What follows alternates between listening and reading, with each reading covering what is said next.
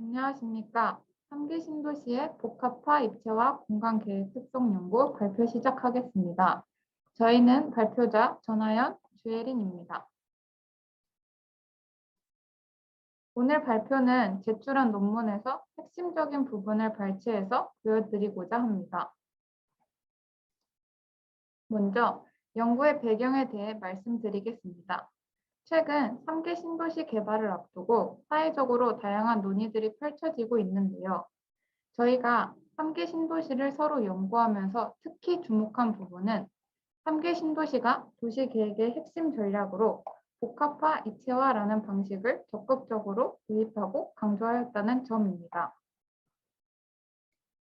다시 풀어서 말씀드리자면 기존 신도시들이 용도를 분리시켜 평면적으로 도시를 조성해온 탓에 보시는 것과 같이 직주 분리로 인한 교통량 증대, 야간 공동화 현상, 주거 기능 쇠퇴에 따른 슬럼화 현상, 도심지의 평면적 확산 문제 지속과 같은 현대의 각종 도시 문제들이 일어났다는 비판을 받아왔는데요. 뿐만 아니라 이를 해결하기 위해 등장한 복합 용도 개발이나 액체 도시 계획 또한 다음과 같은 문제점이 지속되고 있는 상황입니다. 때문에 3기 신도시에서는 기존의 방식을 개선하고 보완한 1기, 2기 신도시와는 차별성을 가진 새로운 복합화 입체화 방식을 도모한 것으로 조사되었습니다. 특히 최근에는 이러한 점을 설계 공모 요강에 강조해서 3기 신도시 예정지인 세곳, 인천 계양, 남양주 왕숙, 하남 교산을 대상으로 설계 공모를 실시해 최종 당선작 선정까지 마무리된 상황입니다. 이러한 맥락에서 저희는 다음과 같은 연구 질문을 갖게 되었는데요. 즉, 3기 신도시에서 말하는 복합화 입체화 계획의 실체는 무엇일까? 그리고 이 질문에 대한 답을 얻기 위한 하나의 탐구 방법으로서 저희는 설계 공모 당선작들이 복합화 입체화 공간을 구현하기 위해 어떤 설계 기법을 적용하였는지 그 특성을 분석하고 공통점을 도출하고자 하였습니다. 전체적인 탐구 방법은 크게 4가지로 진행되었습니다. 1단계에서는 이론적 고찰을 통해 3기 신도시의 복합화 입체화 수립 전략을 파악하였고 2단계에서는 앞서 분석한 내용을 설계기법 분석에 적합한 분석 항목 및 방법으로 체계화하였습니다. 3단계에서는 당선작들의 계획안을 분석하고 이를 토대로 수립된 토지 이용 계획도를 분석하였으며 최종적으로 새 도시에서 분석 항목별 공통적인 특징을 도출하고 결과를 정리하고자 하였습니다. 현재까지 3기 신도시에 대한 연구는 주로 개발 정책 소개에 대한 보고서의 형태가 많았으며 설계 기법 분석에 대한 연구는 아직까지 많지 않은 상황입니다. 따라서 본 연구는 2가지 측면에서 연구의 차별성을 가지고 있는데요. 첫째, 3기 신도시 개발 예정지인 3곳을 대상으로 공간 계획의 경향을 도출함으로써 3기 신도시 설계 기법에 관한 기초 자료를 구축한다는 점. 둘째, 최근 도시 설계 분야의 화두인 복합화, 입체화라는 주제에 집중해서 실무 및 연구 분야에서도 활용 가능한 참고 자료를 제공한다는 점입니다. 다음은 이론적 고찰 내용입니다. 문헌 연구 결과 공모 요강에서 권장한 3기 신도시의 복합화 입체화 수립 전략 특성을 크게 4가지로 요약할 수 있었는데요. 첫째, 복합화 입체화 전략을 대중교통 결절지를 중심으로 집중 적용할 것. 둘째, 용도 복합의 대상을 상업 주거 위주에서 탈피하여 더 다양화할 것. 셋째, 용도 복합의 적용 범위를 도시에서 건축물 단위까지 확대할 것. 넷째, 용도 복합의 방식을 수평뿐만 아니라 수직적으로도 적극 혼합할 것이었습니다.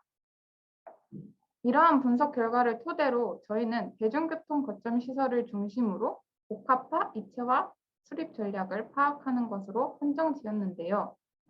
보시는 것처럼 앞서 분석한 내용들을 정리해서 4가지의 분석 항목을 도출하였습니다. 간단하게 말씀드리자면 핵심적인 공간 단위로서 보행권, 블록, 건물 내에서 수평, 수직적인 용도 분류와 가로 공간의 입체적 공간 구조 특성을 파악하는 것이었고, 구체적인 내용은 이후에 다시 설명드리겠습니다. 다음은 분석 대상지에 관한 내용입니다. 대중교통 거점시설을 중점적으로 보기로 하였기 때문에 당선작의 대중교통 계획안을 살펴보았고, 다음과 같은 4가지 공통된 특징을 발견할 수 있었습니다. 먼저 3기 신도시는 GTX, BRT, SBRT 등의 신교통수단을 도입하였고, 이 대중교통 노선을 일반 도로망으로부터 분리시켜 도시 중심을 관통하도록 계획하였습니다. 그리고 노선을 따라 대중교통 정류장에 배치되는 회색으로 표시된 블록을 특별계획으로 지정하였으며, 특별계획구역 중에서도 여러 대중교통의 환승거점구역에 복합환승센터를 조성하였는데요. 이 복합환승센터는 중앙에 녹지축이 관통하며 양쪽으로 포디움과 랜드마크형 타워로 구성되어 있으며, 환승 플랫폼을 브릿지로 연결한 형태를 볼 수 있습니다. 당선작들은 이를 중심으로 도시건축 계획을 완성하였습니다. 그래서 저희는 이 복합환승센터를 번역을 구체적인 분석 대상지로 선정하였습니다. 분석 대상지의 특성을 고려해서 분석 항목을 다음과 같은 방법으로 체계화하였습니다. 첫째, 대중교통 거점시설로부터 보행권 내 용도 복합성의 경우 복합환승센터를 중심으로 반경 500m 안에 배치된 토지의 용도 분류와 각 용도별 배치 위치 특성을 파악하였습니다. 이는 보행권 내 토지 이용 계획의 다양성과 각 용도 간 상호 보완성을 어떻게 해석했는지 파악하기 위해서였습니다. 둘째, 대중교통 거점시설의 수평적 용도 복합성의 경우 복합환승센터 지상층의 용도 분류를 분석하였습니다. 복합환승센터는 특별계획구역 전체에 계획되어 있고, 블록 중심에는 녹지축이 배치되어 있기 때문에 지상층의 용도 분류를 통해 블록 및 건축물 내에서 용도 배치의 다양성을 살펴보기 위해서였습니다. 셋째, 대중교통 거점시설의 수직적 용도 복합성의 경우 복합환승센터 저층부인 포디움으로 한정하여 층별 용도 분류를 분석하였습니다. 이는 수직적 동선에서의 건축물 용도 배치의 다양성을 살펴보기 위해서였습니다. 넷째, 대중교통 거점시설의 입체적 공간 구조의 특성의 경우 환승 플랫폼의 단면적 계획 특성을 분석하였습니다. 말씀드렸던 것처럼 환승센터에는 여러 대중교통 노선이 관통하기 때문에 대중교통 노선의 구조를 어떻게 분리했는지 파악하고자 하였습니다. 다음은 분석 결과입니다. 첫 번째 분석 항목의 경우 크게 2가지 특징을 도출할 수 있었습니다. 먼저 대상지 모두 반경 500m 내 5개 이상의 토지 용도를 혼합시켰습니다. 구체적으로는 공원 녹지, 주거, 주상복합, 공공용도를 더불어 3기 신도시에서 적극적으로 도입한 자정 용도를 함께 배치한 것을 알 수 있었습니다. 다음으로 용도별 배치 특성을 보시면 단일 용도의 지역을 조성하기보다는 같은 용도라도 보행권 내 분산 배치한 특성을 볼 수 있었습니다. 두 번째 분석 항목의 경우 블록 측면에서 보았을 때 대상지 모두 하나의 블록 안에 4개 이상의 용도가 혼합되어 있었습니다. 구체적으로는 특별계획구역 블록 외에는 포함되지 않았던 상업, 문화여가, 업무 용도가 주로 배치되어 있음을 알 수 있었습니다. 단일 건축물 측면에서 보았을 땐 동일층의 2개 이상의 용도가 혼합됨을 볼 수 있었습니다. 세 번째 분석 항목의 경우 보시는 것처럼 남양주 왕숙 1과 하남 부산의 일부분을 제외하고는 대부분의 대상지에서 지상층과 동일한 용도가 상층부까지 그대로 이어지며 수직 방향의 용도 변화는 발견되지 않았습니다. 네 번째 분석 항목의 경우 이동수단별 특성을 반영해 가로 구조를 다층화하여 환승 플랫폼을 조성하였습니다.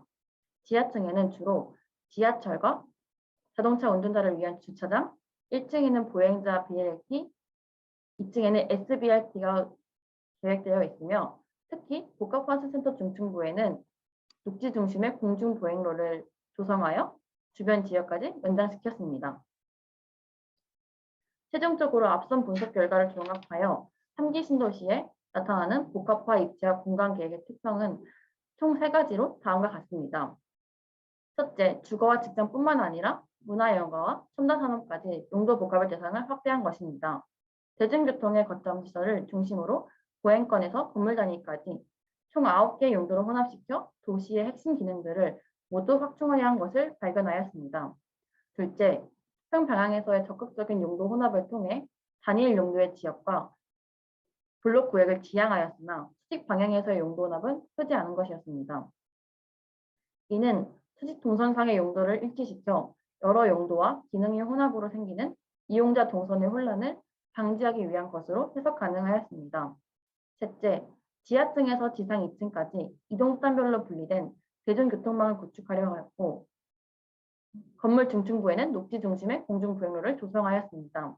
이는 이체 도시를 개발하며 평면적이고 단절적인 가로구도의 한계를 보완해서 도시 내 보행자의 이동성을 증진시키려고 한 계획으로 이해할 수 있었습니다. 본 연구의 한계점으로는 설계 공모 당선작에 실린 도면으로 분석하여 상세한 계획 파악이 쉽지 않았다는 점과 향후 계획의 변동 가능성 등을 들 수 있습니다. 그렇지만 결과적으로 본 연구를 통해 3기 신도시에 적용된 복합화 입지와 설계 특성은 기존의 복합 용도 개발 및 이체 도시 개발의 한계점을 개선하고 발전시킨 형태임을 유추해 볼 수 있습니다. 앞으로 도시 설계에서의 시사점을 제공할 수 있으리라 기대하며 발표를 마치겠습니다. 감사합니다.